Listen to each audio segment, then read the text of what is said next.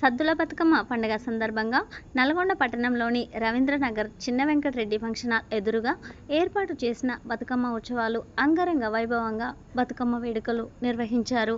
ఈ సందర్భంగా బీజేపీ పట్టణ అధ్యక్షురాలు నేవార్స్ నీరజ మాట్లాడుతూ గత 25 సంవత్సరాలుగా తమ కాలనీలో బతుకమ్మ వేడుకలు నిర్వహిస్తున్నామని అన్నారు. ఈ సంవత్సరం కొండకింది చిన్న వెంకటరెడ్డి లేకపోవడం బాధాకరమని తెలిపారు. ప్రజలందరికీ విజయదశమి శుభాకాంక్షలు తెలియజేశారు. ఈ కార్యక్రమంలో కాలనీ మహిళలు తదితరులు పాల్గొన్నారు.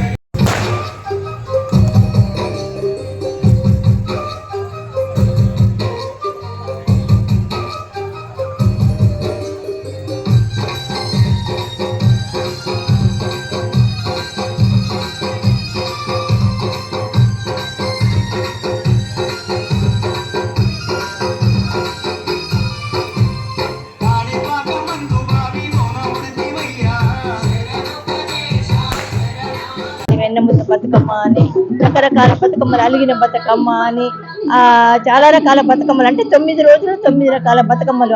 ఒకరోజు అలిగి కూడా పోతుందట.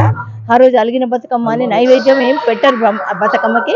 అలా రకరకాలుగా నైవేద్యాలు పెట్టుకొని ఈరోజు సాగనంపుతాం బతుకమ్మని.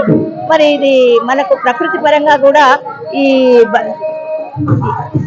బతుకమ్మ మనం అన్ని రకాలు ప్రకృతి, ఇప్పుడు వర్షాకాలంలో మనకి అన్ని చెట్లు చిగురించి మరి మనం మంచి పూలు అన్ని వికసిస్తాయి కాబట్టి అవి ఆయుర్వేద పరంగా కూడా మనకు ఔషధంగా పనిచేస్తాయి.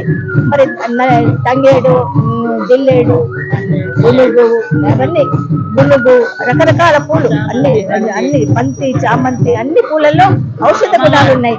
మరి ఈ రోజు అన్ని రకాలటువంటి పూలతోటి బతుకమ్మను పెంచుకొని మేము ఆ నీళ్లలో వదిలిపెడతాము.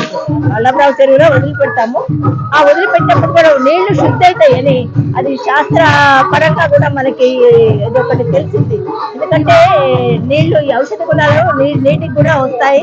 ఆ నీటిని తాగడం వల్ల కూడా మనకి ఆరోగ్యంలో కూడా బాగుంటుందని చెప్పేసి శాస్త్ర పరంగా, అంటే శాస్త్రం రీసెర్చ్ చేశారు ఈ పూల మీద కూడా. మరి ఈ రోజు మాకు ఇక్కడ మేము ఆడుకోవడం చాలా ఆనందంగా ఉంది.